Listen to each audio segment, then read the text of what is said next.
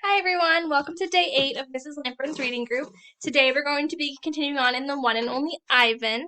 We'll be reading pages 148 to 169. And remember that before we begin to check out the Quizlet vocabulary words set 3. And when we're done and you know your vocabulary words, you can go ahead and take the comprehension quiz. So here we go. Oh, sorry, first let's review our vocabulary words. Here we go. Here are words. Intently. Whoops, what just happened? Okay. Intently. Contemplating. Mesmerized. Addled. Shrouded. Forge. Venture. Amplify. Sullen. Thrilled. Trudges. And gleaming. Very good. All right, and here we go. We're going to begin our story. A new beginning. We don't see Mac for 2 days. When he returns, he doesn't talk about Stella. Mac says he is anxious to teach Ruby some tricks. He says the billboard is bringing in more visitors. He says it's time for a new beginning. All afternoon and into the evening, Mac works with Ruby. Ruby's feet are looped with rope so that she cannot run. A heavy chain hangs off her neck. Mac shows her Stella's ball, her pedestal, her stool. He introduces her to Snickers. When Ruby obeys, Mac gives her a cube of sugar or a bit of dried apple. When she doesn't, he yells and kicks at the sawdust. When George and Julia arrive, Mac is still training Ruby. Julia sits on a bench and watches them. She draws a little, but mostly she keeps an eye on Ruby. Bob watches too. He's hiding in the corner of my domain under knot tag. It's raining outside, and Bob doesn't like damp feet. Ruby trudges behind Mac, her head drooping. Endlessly they circle the ring. Sometimes Mac slaps her flank with his fist, or with his hand. Suddenly, Ruby jerks to a stop. Mac pulls the chain hard, but Ruby refuses to move. Come on, Ruby! Mac is almost pleading. What is your problem? She's exhausted, I say to myself. That's the problem. Mac groans. Idiot elephant. Idiot human, Bob mutters.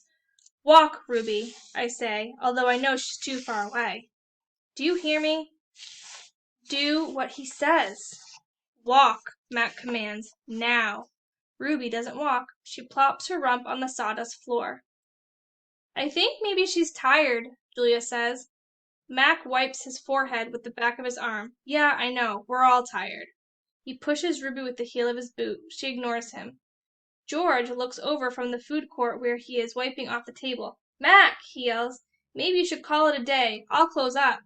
Mac yanks on Ruby's chain. She's as anchored as a tree trunk. He pulls hard and falls to his knees. That does it, Mac says. He brushes sawdust off his jeans. I'm through playing around. Mac stomps off to his office. When he returns, he is carrying a long stick. The gleaming hook on its end is almost beautiful, like a silver moon. It's a claw stick. Mac pokes Ruby with the sharp point. Not hard, just a touch. I can tell he wants her to see how much it can hurt. I growl low in my throat. Ruby doesn't budge. She is a gray, unmoving boulder. She closes her eyes, and for a moment I wonder if she might fall asleep. I'm warning you, Mac says. He breathes out. He stares at the ceiling. Ruby makes a huffing sound. Fine, Mac says. You want to play it that way? He draws back the claw stick. No! Julia cries. I'm not going to hurt her, Mac says. I just want to get her attention. Bob snarls. Mac swings. The hook slices the air just a few inches above Ruby's head. See why you don't want to mess with me, Mac says. He draws back the claw stick again. Now move! Ruby jerks her head, flinging her trunk towards Mac. She makes a noise that sends sawdust scattering. It makes my glass shiver. It's almost beautiful. It's It is the most beautiful mad I've ever heard. Ruby's trunk slaps into Mac. I don't see exactly where she strikes him. Somehow below his stomach, I think, and I know he must be uncomfortable because Mac drops the claw and falls down on the ground and curls into a ball, howls like a baby. Direct hit. Poor Mac. Mac groans. He stumbles to his feet and hobbles off towards his office. Ruby watches him leave. I can't read her expression. Is she afraid, relieved, proud? When Mac is gone, George and Julia lead Ruby from the ring. It's okay, baby, it's okay, Julia says, stroking Ruby's head. They settle Ruby in her domain and make sure she has fresh water and food. Before long, Ruby's dozing. Dad, Julia asks as George locks Ruby's iron door, do you think Mac would ever hurt Ruby? I don't think so, Jules, George says. At least I hope not. Maybe we should call someone. George scratches his chin. I wish I could help Ruby, but I don't know how. I mean, who would I call? The elephant cops? Besides, George looks down. I need this job, Jules. We need this job. Your mom, the doctor bills. He kisses the top of Julia's head. Back to work, you and me both. Julia sighs and reaches for her backpack. She removes a piece of paper, a bottle of water, and a small metal box. Homework first, George says, wagging a finger. Then you can paint. It's for art class, Julia explains. We're doing watercolors. I'm going to paint Ruby. George smiles. All right, then. Just don't forget your spelling. Dad, Julia asks again, did you see Mac's face when Ruby hit him? George nods. Yes, he says solemnly. I did. He shakes his head. Poor Mac. He turns away, and only then do I hear him laughing. Colors. Julia opens the metal box. I see a row of little squares. Blue, green, blue, red, black, yellow, purple, orange. The colors seem to glow. She pulls out a brush with a thin tuft of a tail at its end. She dips the brush in water and wets the paper, then taps at the red square.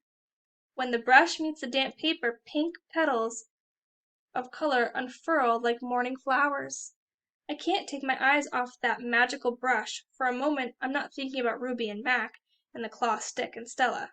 Almost. Julia touches red again, then blue. And there, suddenly, is the purple of a ripe grape. She touches the blue, and her paper turns to summer sky, black and white, and now I see that she is painting a picture of Ruby. I can make out her floppy ears, her thick legs. Julia stops painting. She takes a few steps back, hands on her hips, gazing at her work. She scowls. It's not right, she says. She glances over her shoulder at me. I try to look encouraging. Julia crumples the paper up, then reconsiders. Instead, she slides it into my cage at the spot where my glass is broken. Here you go, she says. A Julia original. It'll be worth $1 million someday. Gingerly, I pick up the paper. I do not eat a single bit of it. Oh, hey, I almost forgot. Julia runs to her backpack. She pulls out 3 plastic jars. 1 yellow, 1 blue, 1 red. She opens the jar, and an odd, not food smell hits my nose. Julia pushes the jars one by one through the opening. Then she slides some paper through.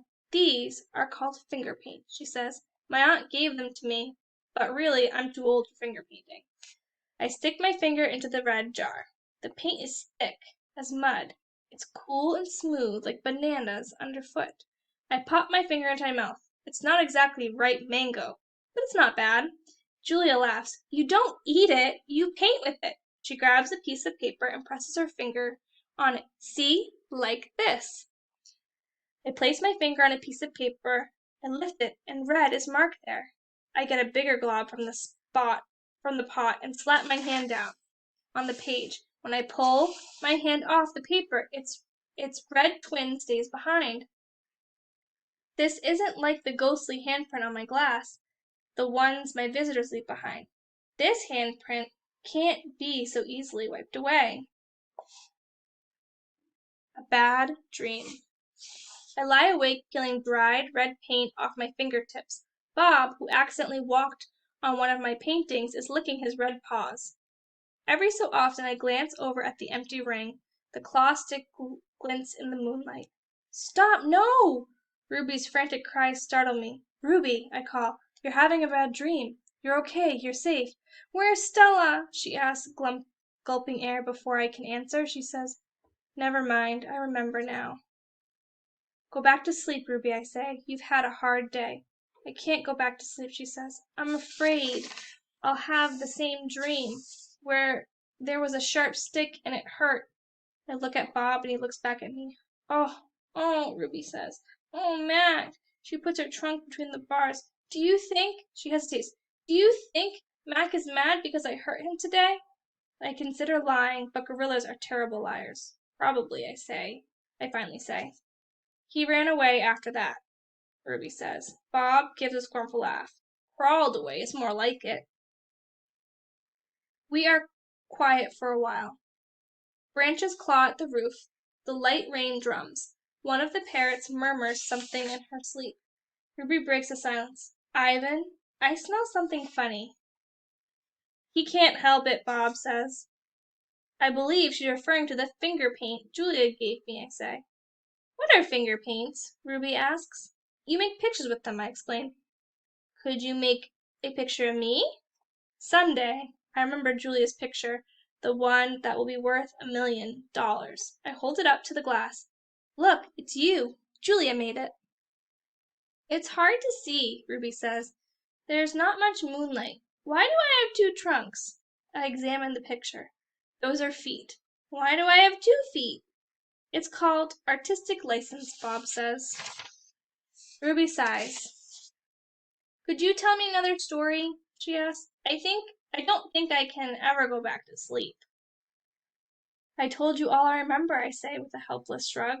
Then tell me a new story, she says. Make something up. I try to think, but my thoughts keep returning to Mac and his claw stick. Anything yet? Ruby asks. I'm working on it. Ivan, Ruby presses. Bob says you're going to save me. I search for true words. I'm working on that too. Ivan, Ruby's voice Ruby says in a voice so low I can barely hear her. I have another question. I can tell from the sound of her voice that this will be a question I don't want to answer. Ruby taps her trunk against the rusty iron bars of her door. Do you think, she asks, that I'll die in this domain someday, like Aunt Stella? Once again I consider lying, but when I look at Ruby, the half-formed words die in my throat. Not if I can help it, I say instead.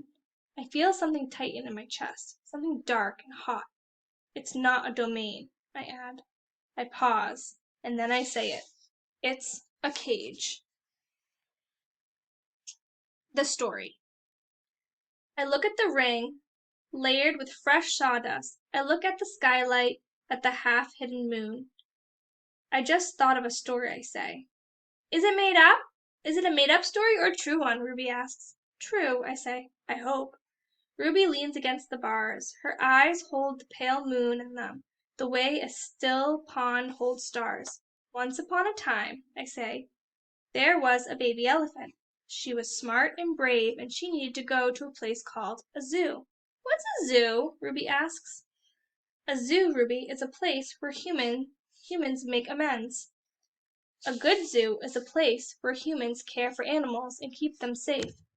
Did the baby elephant get to the zoo? Ruby asks softly. I don't answer right away. Yes, I say at last.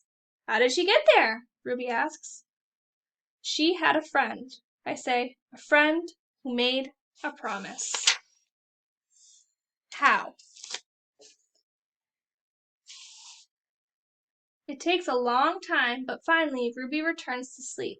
Ivan, Bob whispers, yawning, what you said about the zoo. How are you going to do it? Suddenly, I feel as if I could sleep for 1,000 days. I don't know, I admit. You'll think of something, Bob says confidently, his voice trailing off as he closes his eyes. What if I don't? I ask. Bob is already asleep. His little red feet dance, and I know he's running in his dreams. remembering. Bob and Ruby sleep on. I don't sleep. I think about the promise I made to Stella and the pictures I've made for Ruby, and I remember. I remember it all. Okay, so that's where we're going to stop today. Go ahead and study Quizlet Vocabulary Set 3 and go ahead and fill out your comprehension quiz. I miss you all and I hope that you're staying safe. Bye-bye.